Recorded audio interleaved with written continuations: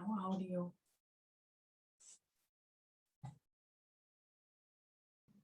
You're on mute, Jen.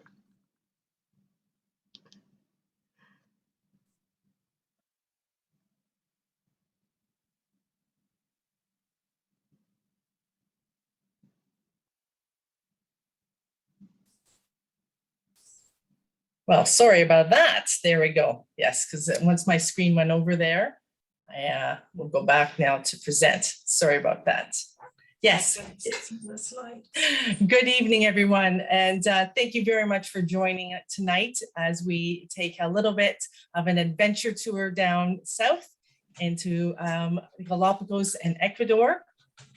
My name is Jennifer McPherson, and I'm pleased to have my teammates here as we take a look at another part of the world. And that little video clip was just to show you some of the extraordinary wildlife that awaits you down in the Galapagos, and there's more to come. So this evening, we are going to have our typical little welcome. I hope you've all had a great summer and start to the fall. We've certainly been enjoying some nice weather. And we're going to have our travel rebound, which is a nice recap on what's been happening, because literally the travel world, everybody's itching to get back to traveling, but it is changing almost daily still with a lot of updates.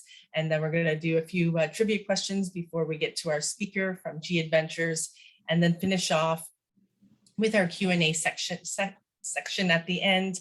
If you do have any questions, please do put them in the chat box throughout the presentation, and we'll be happy to answer them after we hear from Ernie. So with that, we will start off with some introductions. Again, I'm Jennifer McPherson from Turnkey Travel. And one of my first trips to South America was actually in my university years. I did a volunteer stint for 3 months in Guyana, and then I was fortunate to go over with my children's school in 2016 to visit Peru. And we did a few weeks there, but I'm really looking forward. I'm actually taking my family on a G Adventures tour to the Galapagos next May. So very excited. Nicola? Good evening, everyone. My name is Nicola Ratte, and I have been in the travel industry for over 14 years. While I am not very adventurous, you won't see me jumping out of an airplane or go shark diving. I do enjoy snorkeling, hiking, horseback riding, and other soft adventures. I think my most adventurous excursions I've done was whitewater rafting on the Exploit River in Newfoundland. And I can wait to learn more from Ernie about the adventures that await us in the Galapagos and Ecuador. Sandy? Hello, everyone. I'm Sandy Lang of Lang Travel. I've been in the travel industry for about 24 years, owning my own agency for the last 14.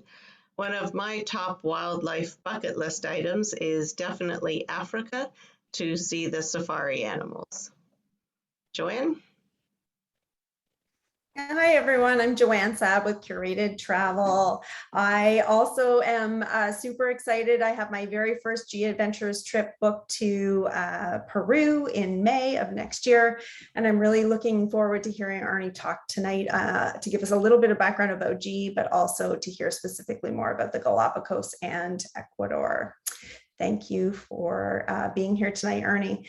I'm going to talk a little bit about the travel rebound. Now, yes. Good, yes. Okay. Okay. I'm so sorry, everyone. Okay. Trying. Okay, no problem. So I'm just going to talk a little bit about the travel rebound, what's happening. So we know that globally, countries are obviously continuing to deal with the fourth wave of the Delta variant, but vaccinations continue to rise internationally, and countries are actually continuing to evolve their entry requirements. So it varies from place to place. But most countries, or a lot of the countries, are now including some sort of health declaration waiver, often a negative COVID test, which is sometimes an antigen test, sometimes a PCR test, depending on where you're going, as well as proof of vaccination for many, but not all countries, to avoid quarantining. And again, it varies from country to country. So as we continue to navigate the pandemic, it's obviously important to check the entry requirements of the country that you're wanting to visit, and then check back again closer to your time of travel to see if there's been modifications or slight changes to the entry requirements. closer to the time. So if you have booked obviously with a travel advisor, they are going to be able to help you navigate those entry requirements for the countries or the country or countries you're planning on visiting. Then for re-entering Canada, you have to download the ArriveCan app. So in the bottom right-hand side of the screen, you'll see the picture of the app, or the bottom right-hand corner of our screen. So it's a mobile app, and we recommend that you download that before you leave Canada so that you can make sure you're not dependent on the Wi-Fi wherever you're visiting. You need to enter your contact information, your travel details, your vaccination information, as well as your pre-entry test results. And you will require a negative PCR test to re-enter Canada, as well as your quarantine plan.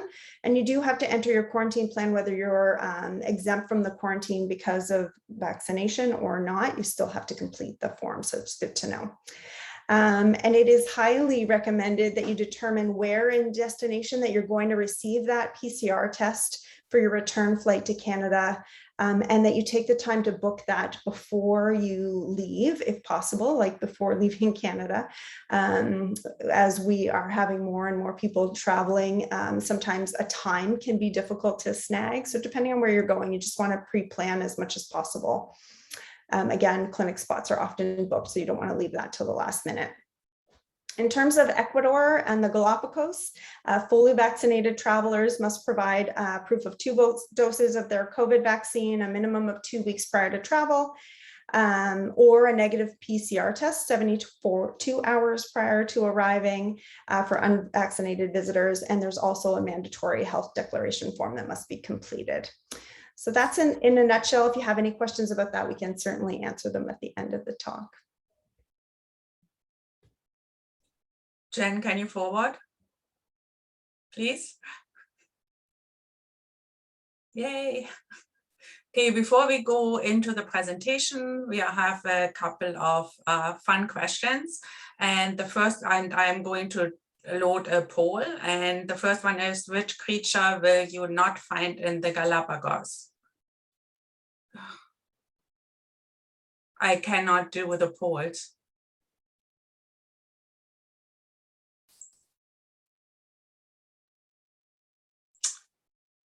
So it's either A, B, C, or D.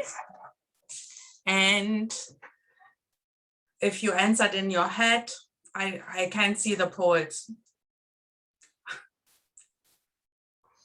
So it looks like we have about 40% of Sally Lightfoot crabs as the most popular answer. And, oh, can you see them? I can. Oh, jeez. Okay. So the correct answer is the number D, the leopard tortoise.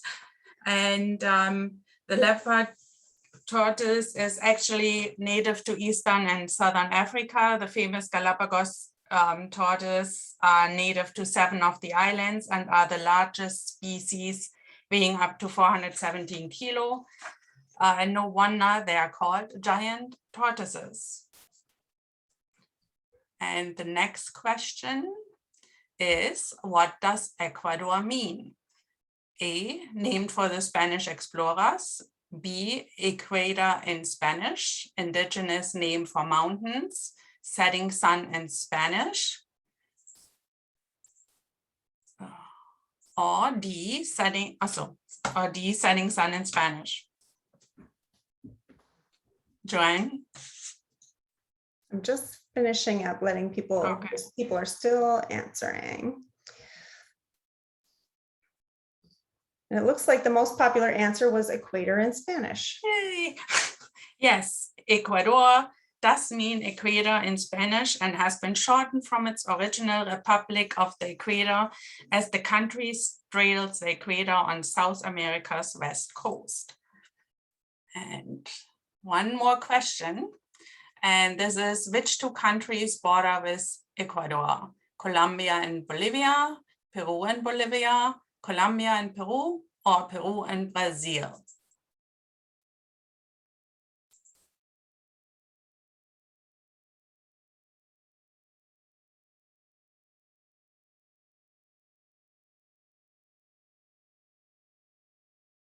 Okay.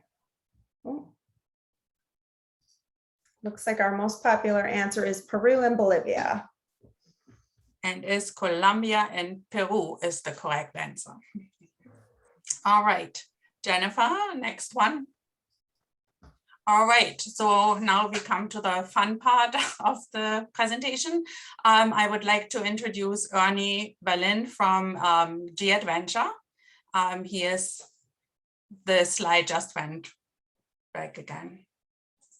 He is the Global Purpose Specialist or GPS and our BDM for Southwestern Ontario. Ernie, it's up to you now. All right, thank you so much, Nicola. Give me 1 second to share my screen.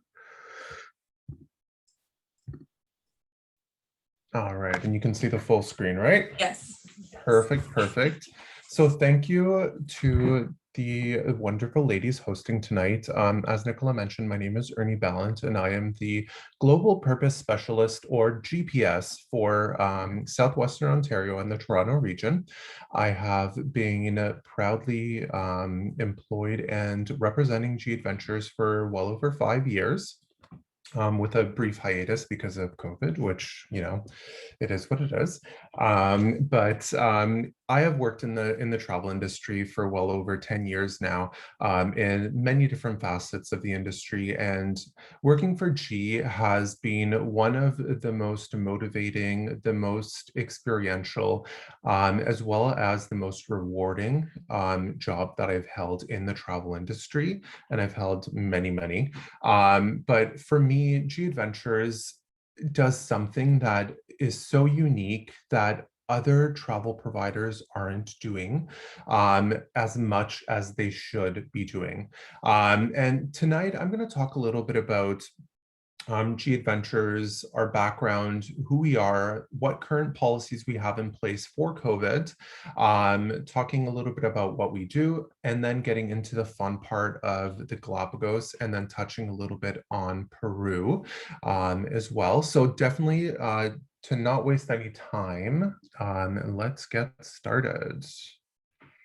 All right, so just some quick facts on G Adventures. If you haven't heard of G Adventures, the first thing that I usually start off with when I'm doing a live presentation is I always ask the audience what they think an adventure is. An adventure is so open to interpretation. Everyone has a different meaning of what an adventure is. The majority of the population, when they hear our name, think of, you know, hiking, trekking, but there's so much more to an adventure. And just as I mentioned, it's so open to interpretation. An adventure to some can be hiking and trekking, while to others it can be wine tasting, cooking classes, exploring smaller towns and villages. So as we're kind of going through the presentation and you're thinking about future travel, whether it's the Galapagos to South America or anywhere else, definitely do keep G Adventures in mind, because we definitely do have something for everyone. So just talking a little bit briefly about our background. So G Adventures was founded in 1990 on the back of 2 personal credit cards by this gentleman pictured here, Mr. Bruce Puntip, and he has honestly been a pioneer in the travel industry. He is the first entrepreneur in the travel industry that actually started or really kickstarted what adventure travel is, where it's all about community, social enterprise, and essentially creating a world of good through travel. We are the largest adventure travel company in the entire world as well, and we are Canadian owned and operated, located in Toronto. We have over 700 unique itineraries for clients such as yourselves to choose from, and 10 distinctive travel styles, different physical ratings for all activity levels, as I had mentioned.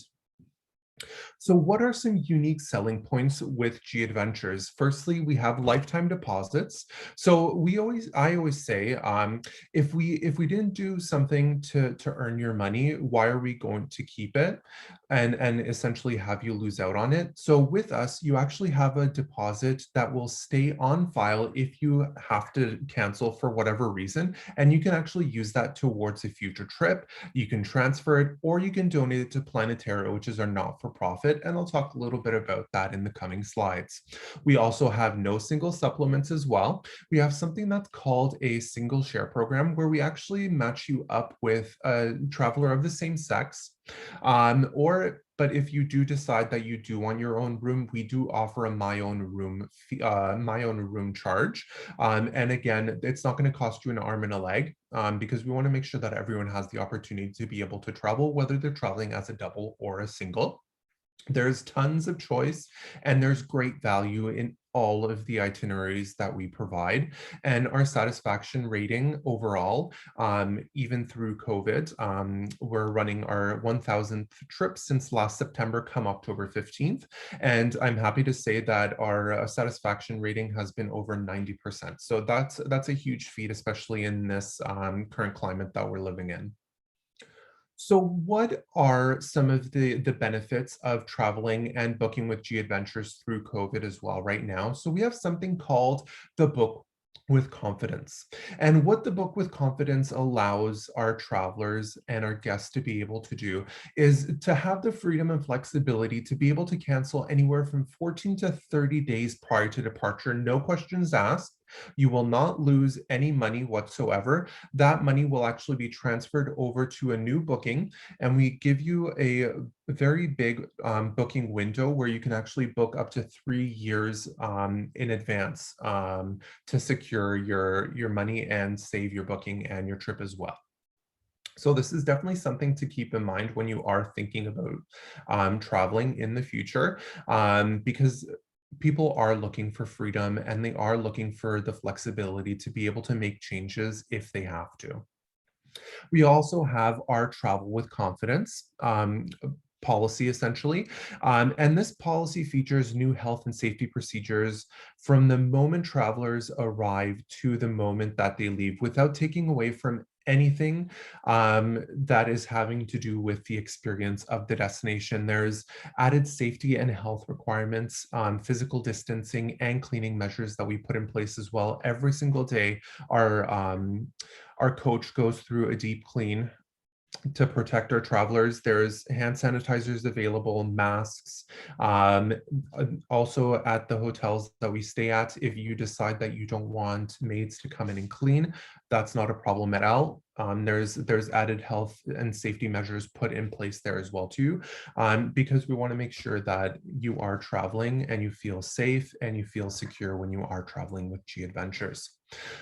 Starting in a couple of days, October 1st, we are going to be launching 2 different types of travel styles to better add to our Travel with Confidence collection, which is our Travel Ready Tours, which is a mix of COVID vaccinated travelers along with PCR tested negative travelers. And we are also running vaccinated tours. So if there are any travelers that, want to travel and want to feel safe and secure knowing that, they're traveling with others that are also vaccinated, this is another thing to definitely keep in mind when you are thinking about travel. So we definitely do have your best interests at heart. Now, talking a little bit about our CEOs. So a CEO for us isn't the regular chief experience or the chief executive officer, but for us it is the chief experience officer. They are our local guides, as we've known them through the years. For us, they hold the #1 title and the most important title, because they are essentially the gatekeepers to your experience and to the face of G Adventures. All of our CEOs are local to destination. We have over 300 CEOs all over the world. They speak the language, they know the history, they know the culture, they know the ins and outs of the destination. So you're not going to be going on a tour with G Adventures with a CEO that is from North America. That is definitely one of the ways that we make sure that we are supporting the local communities that we are traveling to and the countries as well. Another way that we help support local communities and countries that we travel to is with Planetera, which is our not-for-profit arm. And essentially, Planetera helps local organizations and communities use tourism as a catalyst to improve people's lives, protect their natural environments, and celebrate their culture. To put it simply, it is a better kind of way of doing tourism, improving the lives of the community members as they provide travelers with better experiences. And I'll highlight some of those planetary experiences that we have in our itineraries as well. So responsible travel is everything. We love our planet, but we all know and we can all admit that it's far from perfect. That is why, ever since our very beginning in 1990, it has been our #1 priority to always make sure that we are making a positive impact on every community and everyone that we see and visit. These are just some of the different ways that we do G for Good around the world. So we have our community tourism. Obviously, you're not just going into the destinations to see the highlights, but we're also going to take you into the smaller towns, the smaller villages, to really give you a true sense of the destination. So when you actually leave, the Galapagos or Peru or wherever it is, you feel like you've actually really experienced it. You feel like a real true local. There's also the Ripple score. So this is something that you'll also notice when you're going through our brochures. It's a rating system of the amount of money that is actually staying in the local communities. Our average Ripple score is 93%. So for every dollar spent in the destination, 93 cents actually stays locally. So that is a huge feat. And that's something that we've been working on over the many, many years to make sure that we actually have something that can substantiate our facts, essentially.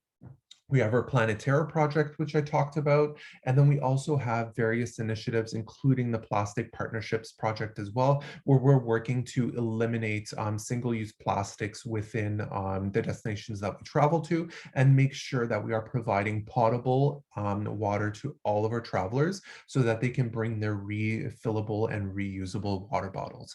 We also have our child, animal, and indigenous welfare policies put in place as well to ensure that we are protecting everyone, even though we are traveling and experiencing the destinations. So let's get into the Galapagos Travel into Nature's workshop. With the Galapagos, you're going to have the opportunity to snorkel with sea lions, soak up the sun with iguanas, or marvel at the natural beauty that surrounds you. Just a typical day on a Galapagos tour. Situated about 965 kilometers off the coast of Ecuador, this isolated haven is a biodiversity which remains nature's greatest science laboratory. Home to a dazzling array of birds, reptiles, fish, and mammals that you won't find anywhere else, just like the video had mentioned. With no known predators, the wildlife in the Galapagos exhibit almost no fear to humans. So you can actually walk up to the iguanas, you can get up close to the tortoises, and they won't snap, they won't scurry away. They are just as intrigued as you are when you're going in. When you're doing snorkeling, the sea lions will literally swim right against you, right in front of you. They are so interested. So it's one of the big things with the Galapagos that it's just a world in its own. And a lot of people, if you've never traveled to the Galapagos but have heard about it, or even if you haven't heard about it, this is going to be a natural wonder that you will literally never forget. So let's get started. Let's talk a little bit about exploring the Galapagos and some of our small boat experiences. So with the Galapagos, they fall under our marine tours. So our marine tours essentially connect travelers to the world's greatest aquatic destinations abroad, small, intimate ships and yachts. Each tour has been carefully designed to deliver unparalleled access to out-of-the-way ports and islands, and to foster meaningful connections with people and cultures in a way you simply cannot do with a large cruise line. The benefits with categorizing our ships by style is that if you go on a G Adventures marine tour and you love it, that's fantastic. We have marine tours all over the world. In addition to the Galapagos, our marine program also includes the Antarctic and the Arctic expedition style travels, riverboat experiences in the Amazon and the Mekong, as well as sailing yachts in the Mediterranean, such as Greece, Croatia, and Montenegro. So what kind of sets us apart when you're looking at our marine products to the Galapagos? We operate our boats exclusively. There are no single supplements. We have guaranteed departures. They're all going to be local experiences as well, and we have upgraded comfort class service experiences. And the beauty of sailing on a smaller ship and yacht is there's flexibility to balance relaxation, action, and adventure all on board a small ship. So small boats, but big adventures. The Galapagos's incredible natural diversity is the crucible from which Charles Darwin's earth-shattering theory of evolution sprang. There are species of birds, animals, and plant life here that you won't find anywhere else in the entire world. So when we're looking at the Galapagos Islands, for travelers visiting these islands, there are two main options for itineraries to choose between. So there's the Eastern Islands or there's the Western Islands. So the Eastern route visits more areas with human habitation, while the Western route is more remote. So just talking a little bit about the various islands, just to kind of give you a little bit of a background of the different types of things that you'll see, experience along the way as well. So we'll start off with the Western Islands of Isabella and Fernandina. This is the largest and youngest of the Galapagos Islands, and it is the less visited Western Islands, which contains some of the archipelago's largest colonies of birds, as well as marine iguanas, and there's and a boundless amount of snorkeling opportunities. So if you love wildlife and you love snorkeling, this is definitely going to be one of the areas that you want to hit. There's going to be some great opportunities for you to be able to hike to the caldera of Sierra Negra, which is a over 3,600 foot shield volcano, essentially. You also get to visit the colonies of large seabirds and marine iguanas. You also get to hike through the lava fields over the black lava flows as well. And this is honestly where you're going to see 5 of the largest volcanoes in the Galapagos as well. So this is definitely something to keep in mind if you are looking for to see the seabirds, as well if you're looking to do some snorkeling remotely as well. Then we move on to the southern islands of Floriana as well as Espanola. The southern Galapagos Islands are home to top-notch snorkeling and quirky traditions. Volcanic bays and unusual land formations provide shelter from the dazzling array of birds and fish. And there's a charming simplicity of Post Office Bay, which I'll talk a little bit about. And this honestly will be a huge highlight for a lot of people as well. This part, you'll have the opportunity to relax on white sand beaches, or if you wanted to be a little bit more active, you actually have the opportunity to scale the volcanic landforms as well. Talking about Post Office Bay as well, this is essentially a post office that was set up, which is basically visitor supported hand delivered mail systems. So essentially what people do is they'll write a postcard or a letter or something like that to themselves or to a family member. They'll leave it at the post office, and they actually will have someone else that is traveling that'll take home a postcard that is close to their area and hand deliver it to the people in Toronto, for example. I actually had one of my colleagues that ended up going to the Galapagos and did this, where she actually was able to find a postcard that someone had put there for someone that lived literally 2 blocks away from her. So she actually hand delivered it to them. So it's something very different, very unique, and brings back some great memories for those travelers or those family members that may have heard about the Galapagos experience as well. So there's definitely some really great experiences to be had on the Southern Islands. Then talking about the central islands of Santiago, Santa Cruz, and the smaller surrounding islands. The central islands are the best spot for which to witness the full scope of the archipelago's incredible natural diversity on land, as well as when you snorkel under the sea. While close together, each of these small islands has actually developed in isolation from its neighbors, and they've actually had an amazing collection of plants and animals that have actually created a beautiful archipelago within the central islands here as well. Here, you'll also have the opportunity to come face to face with 100-year-old Galapagos tortoises on Santa Cruz. You have the opportunity to have a stunning view of Pinnacle Rock on Bartholomew Island as well. And you have the opportunity to actually snorkel hidden spots and white sand beaches on Santiago. Here you will also have the opportunity in this area to swim with sea lions off North Seymour as well. So as I was talking about previously, where the sea lions come up to you as you're swimming and snorkeling, this is definitely going to be one of those areas that you will have that type of experience. Then talking about our northern island of Genovesa. This island honestly is just absolutely stunning to look at, but this is essentially where you're going to want to be looking up instead of looking at the water. This is going to be the home of one of the largest concentrations of bird life. On this tiny rock, there's going to be different types of birds, blue-footed boobies, red-footed boobies, frigate birds that are actually on here as well. So definitely something to keep in mind.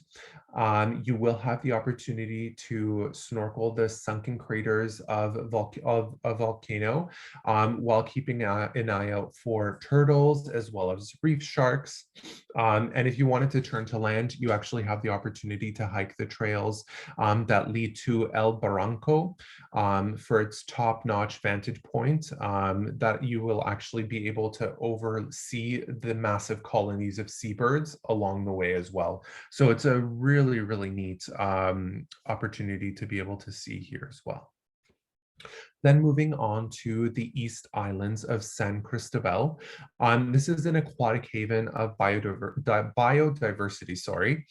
You'll find just about every type of creature unimaginable off the San Cristobal clear waters. The land and sky are equally amazing too, to play host to colonies of boobies, frigate birds, the beautiful volcanic landscape here as well. You'll have the opportunity to sail through the mysterious Kicker Rock, where you'll also have the opportunity to hike at Punta Pete in search of 3 of the distinct species of boobies as well. And then to relax, you'll have the opportunity to hit the white sand beaches of Cerro Brullo as well.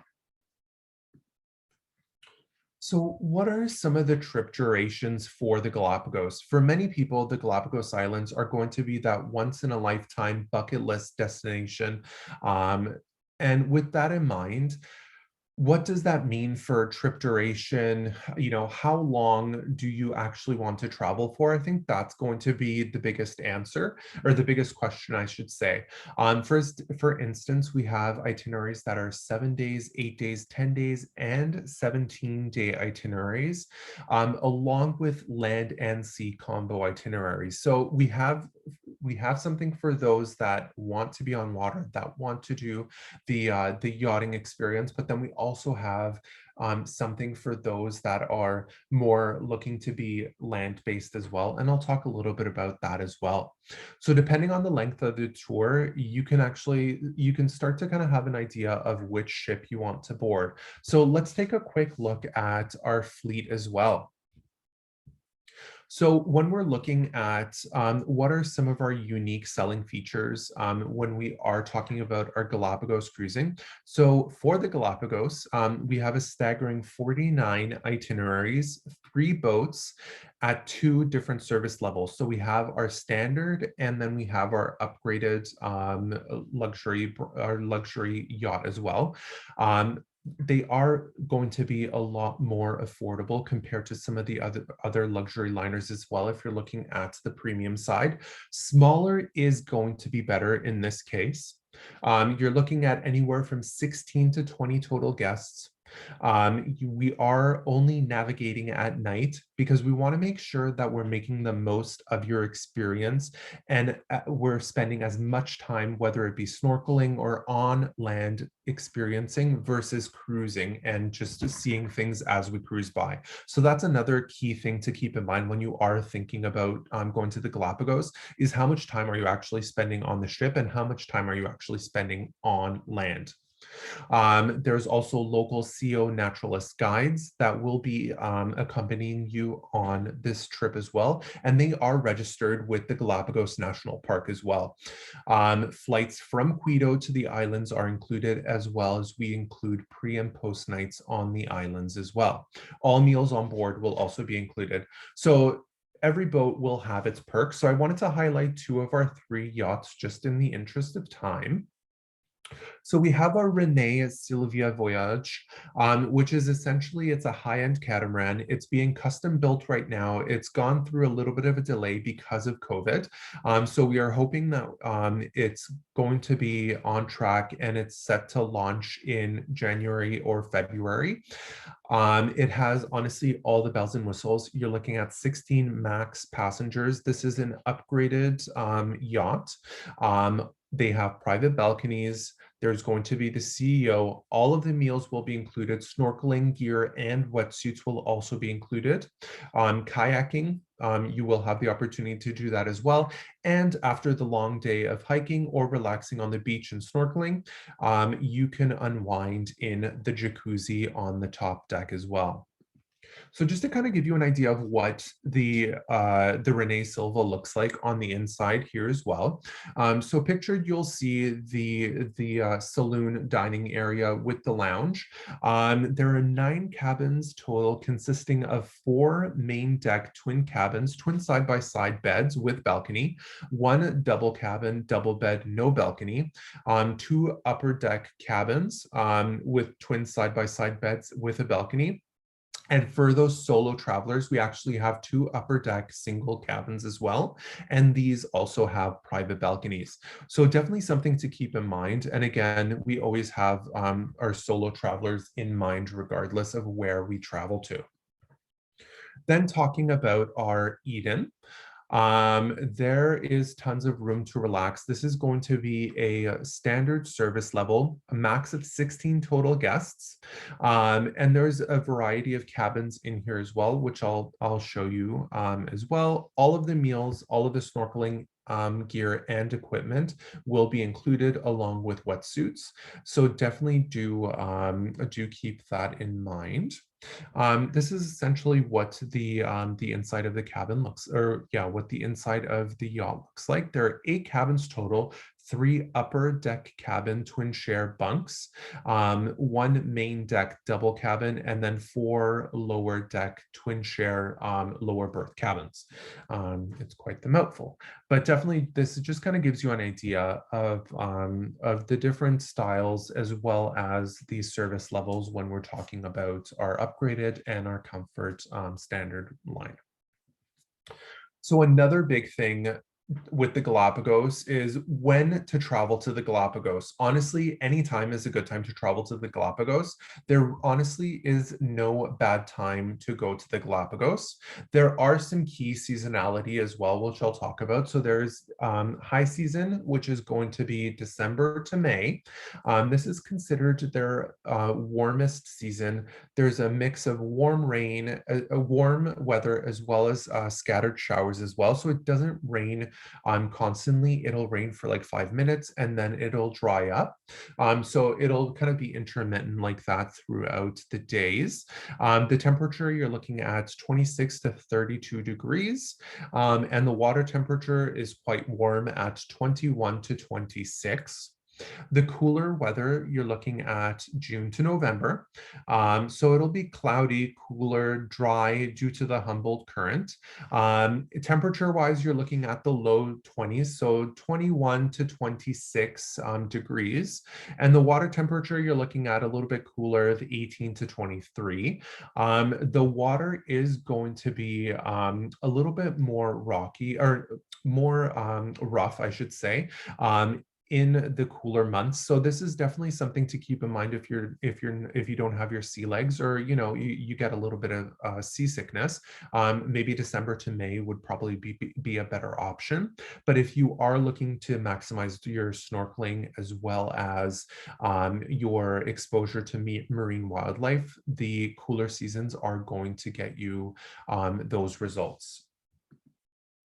Then talking about wildlife, everyone knows about the blue-footed boobies, but the one thing that people don't think about when they're thinking about traveling to the Galapagos is also not just the seasonality, but what months are best to travel, and what animals you're going to see and wildlife you're going to see when you're traveling to the Galapagos. So when you think of the Galapagos, the different things that come to mind in terms of wildlife are the sea lions, marine iguanas, frigate birds, the Galapagos tortoises. And this is going to be probably one of the most iconic species that you will find in the Galapagos, on top of the Galapagos flamingos.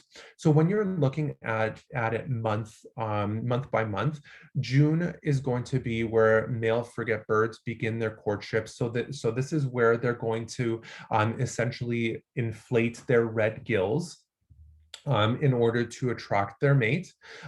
In Santa Cruz, the tortoises migrate to lower lands to nest.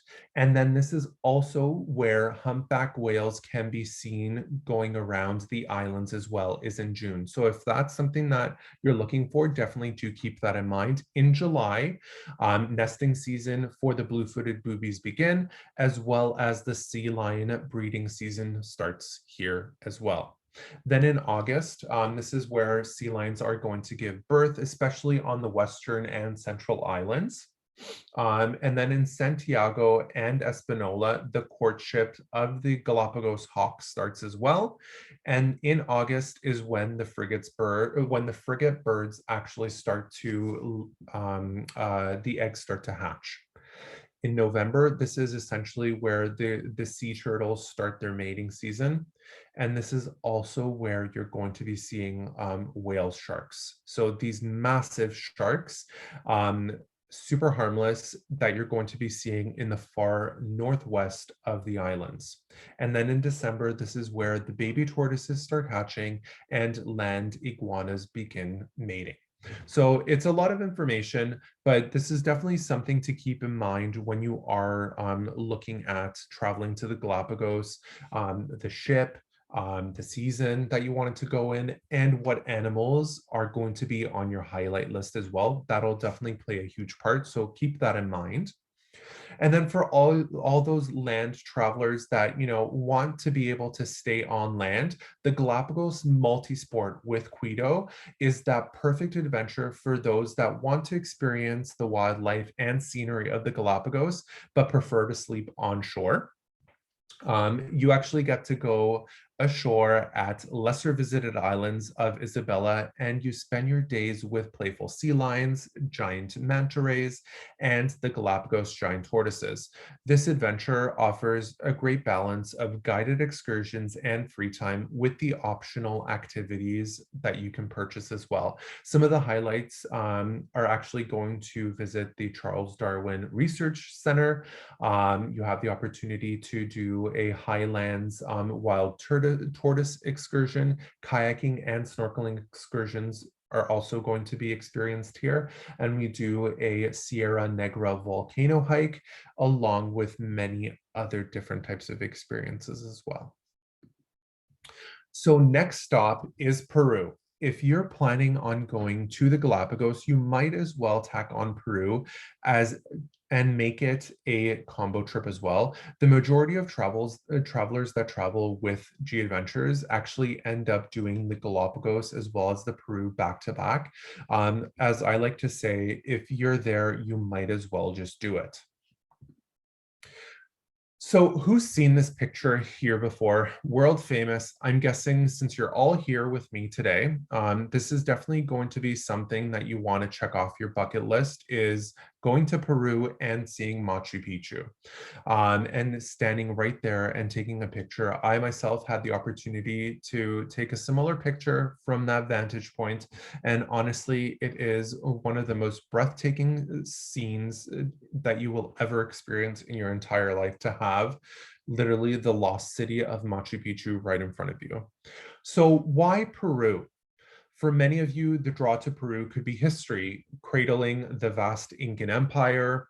Peru is peppered with Incan sites, but none that are more famous than the lost city of Machu Picchu.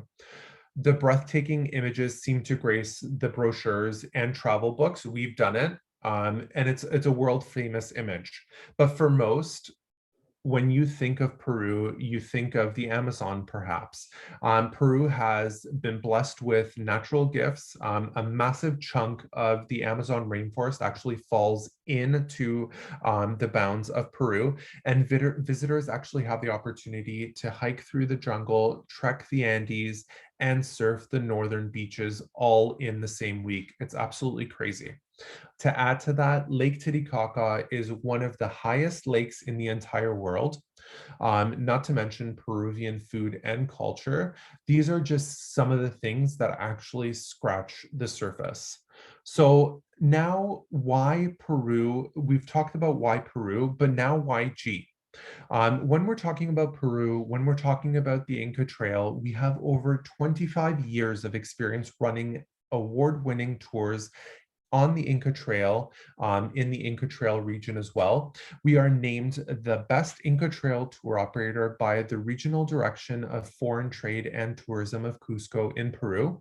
This award actually recognizes outstanding service, safety, technical operations, and ethical business practices when it comes to operating in Peru and on the Inca Trail.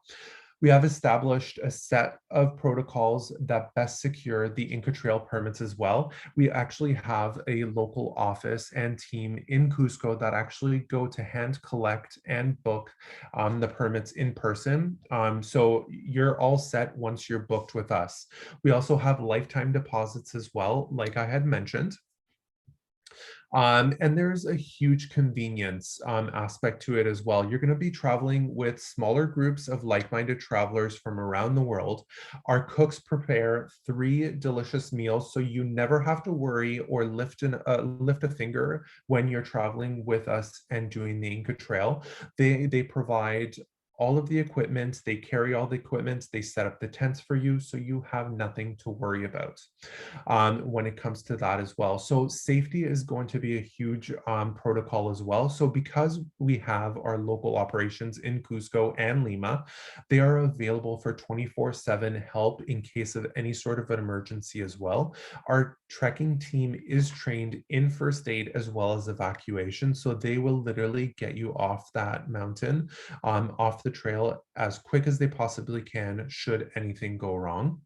And our guides are always carrying oxygen for emergency purposes as well. So definitely something to keep in mind when you are starting your planning.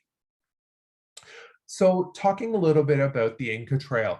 So no tour is complete without the Inca Trail. This is going to be a once in a lifetime experience, but the part you're likely to cherish the most is actually that final step where you actually get to go through the Sun Gate and catch your first glimpse of that forgotten city of Machu Picchu. It's not just an accomplishment of 4 days of trekking through the Andes, but it's also going to be a transformative experience for you. And this is honestly what we want you to do and to experience when you're traveling with G. The 4-day Inca Trail hike is going to be rewarding. It's going to reward you with stunning combinations of regional ruins, mountainscapes, the cloud forests. Because we run our own treks, we can ensure the fair treatment of our porters as well. So this is definitely going to be another huge aspect when you're thinking and planning about doing the Inca Trail as well. So talking about the permits as well, a lot of the times people think that they can book a trip to Peru and do the Inca Trail last minute. That's not the case at all, because there's only a certain number of permits that are released on a daily basis, and that number is 500. And that includes travelers, porters, guides, all included in that 500 number. So when you're actually looking at it, the majority of the permits actually go to the guides, the porters versus the travelers. So that number of 500 is a lot smaller. You're looking at usually about 200 travelers that actually are able to secure permits on the trail per departure, essentially. So definitely something to keep in mind when you are planning to plan ahead and to book ahead as well, because you're not going to be able to do the Inca Trail if you are booking last minute. There are other great alternatives to the Inca Trail in Peru as well, such as the Lares Trek, which doesn't require a trail permit, but you're actually going through the countryside, farmland. So it's a different type of experience versus going through the Andes. And that is a 3-day experience with an end that gets you into Machu Picchu. Then here, I just wanted to kind of highlight what the campsites look like as well too. So as I had mentioned, the tents will be included. You can bring your own sleeping bag, or you can rent it from us as well. We disinfect and clean and wash all of the sleeping bags as well, just to kind of give you an idea. Highly recommend walking sticks, great walking shoes as well, because you will be doing tons of walking. So you want to make sure that you're as comfortable as possible.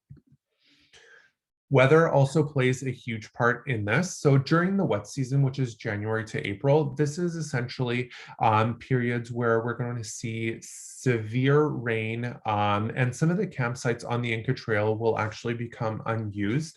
In the interest of safety, they will make changes to the itinerary locally for the trekking itinerary, just to make sure that we're avoiding those areas and we're finding different campsites that are assessed and safe as well. With that in mind, the trails are closed every February for the entire month for maintenance. And prime trekking months are going to be May through to September. And this is also going to be considered busy season as well. So dates and departures do sell and book up very quickly. So definitely just to earmark that there as well. So which trip? Ernie, maybe we could let people, we just want to be conscious of their time and maybe wrap up by 8:30. And if people have questions or want to stay on with you, they could chat with you after we close off the meeting. And then if they have some specific questions about either Peru, Galapagos, or one of your other great tours, then we could do that. Would you mind if we do that? Yeah, that works for me. Okay, excellent. Okay, so I'll just if you want to stop sharing there, Ernie, and we'll. Sure. Give me 1 second. Thanks so much, because there's so many great locations, and it really is. And so much information that it's hard to pile into half an hour. So great. Now. That's great. Okay. Thank you very much, Ernie, for that presentation on Galapagos and Peru. And now I think I'm going to have to change my bucket list again. It sounds like an absolute must-do trip.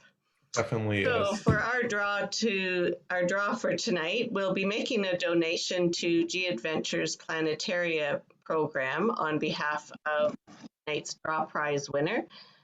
So Ernie, would you like to pick a number, and I will correspond that with one of our attendees. Sure. How high am I going here? Let's say 15. All right. I will go with 8. Number 8. 8. 1, 2, 3, 4, 5, 6, 7, 8. Judy Belanger. Congratulations, Judy, and thank you very much for attending tonight. On Wednesday, October the 27th, we will be on a journey around the world with Club Med. Club Med Worldwide has over 70 villages in 27 countries, plus 18 exclusive collection experiences around the world. They really do offer something for everyone. From a 5-masted sailboat in the Mediterranean, ski villages in France, Italy, Switzerland, adventures in Morocco, Japan, incredible beaches in South Pacific, Mediterranean, Caribbean, and of course, the Club Med newest property, our very own Charlevoix in Quebec, opening this December, and it looks spectacular, open all year round. Club Med is always all-inclusive, and yes, that includes the ski villages as well. Always inclusive and always amazing. So we hope you can join us on October the 27th at 7:30. Thank you again, everyone, for attending our presentation tonight. We hope you enjoyed learning a little bit about Galapagos and Peru. Please visit our YouTube channel, Explore the World Live. Subscribe to catch replays of previous presentations, and feel free to share or invite any of your friends. If you have any questions, feel free to put them in the chat box. We'll stay on now, and I'll pass you back to Jen. Thanks so much. Great. Thanks so much, Sandy. And yes, so everyone who has a question, if you wouldn't mind popping that into the chat room. I know that we had one from before, Ernie, that I'll pop over to you now. And that was just in regards to kind of the levels of accessibility, if, whether someone, might not want to do all the trekking. What sort of tour would you best recommend? Do you prefer more, the marine style for those people, and how active do they have to be on those? Yes, so accessibility, it depends, because that's kind of like there's a whole different side to accessibility. Like, are we talking about walking canes, Yes. So no, I think a walking cane, like someone who might not want to do, a lot of, say, trekking, but they still want to experience the Galapagos. Would they still be able to on the marine tour? They would, yeah. I mean, depending, like they'll have to be able to walk on uneven surfaces, obviously, because we're walking on essentially volcanic land formations. So it's not always going to be even. So as long as you're able to get on and off the yacht and get into the skiffs and get onto shore, then they'll be fine. If clients don't want to do like some of the hikes that may be included in the itinerary, they don't have to. So no one's ever forced to have to do something that they don't want to. That's a great thing as well with G, is there's a lot of that freedom and flexibility. In terms of Peru as well, when you're thinking about accessibility, again, if clients aren't looking to do the hike, there's alternatives there as well. So they can do the train option to get to Machu Picchu. So no, you do not have to hike to get to Machu Picchu. So that's definitely something to note there as well. But again, it will be a lot of walking, a lot of uneven surfaces, roads, all of that kind of stuff as well, just to kind of keep in mind. But overall, like, it is accessible. Okay, good. Oh, seeing there if we get another question. For Peru, how many kilometers per day would you be traveling, and what is the altitude? And then in regards to, I guess, hiking that.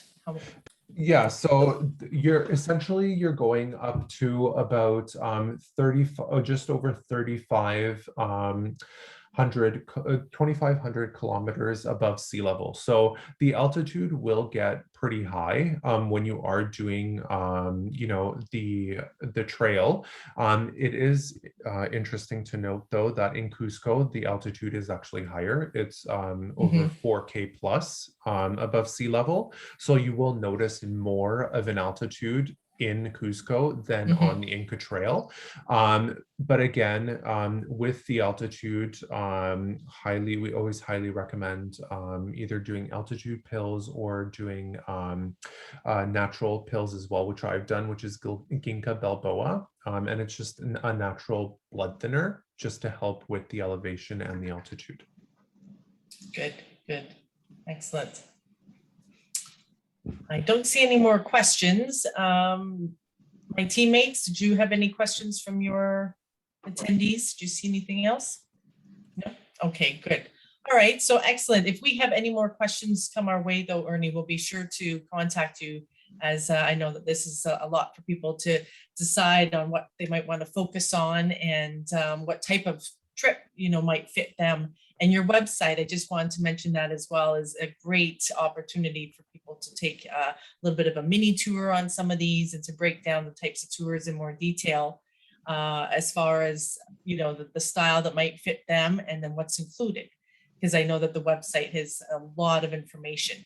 We've got another one just popped in as far as a little bit more about the boat onshore option. Yes, so with the onshore option, you're actually staying on land in local accommodations on Floriana Island. And then essentially you're taking a high-speed ferry from island to island to get you through. So you're not actually going to be, la-di-da going around on a yacht. So it gets you from point A to point B a lot faster, but you are going to be staying on mainland mainly. And that's the one my family, we decided on. I've got two older teenagers and we want to do more of the multi-sport for the active. And ours has the Jane Goodall piece as well to it. So we're doing some of that work, but we like that idea of being able to stay on the to be a bit more involved and immersed. So we're looking forward to that. Perfect. Good. Excellent. Well, thanks again, Ernie. This is wonderful. I can't wait to share this. And again, if anyone has any other questions, we're all here that we can answer them. And G Adventures has a wealth of knowledge online, and we can help guide you towards your next tour opportunity.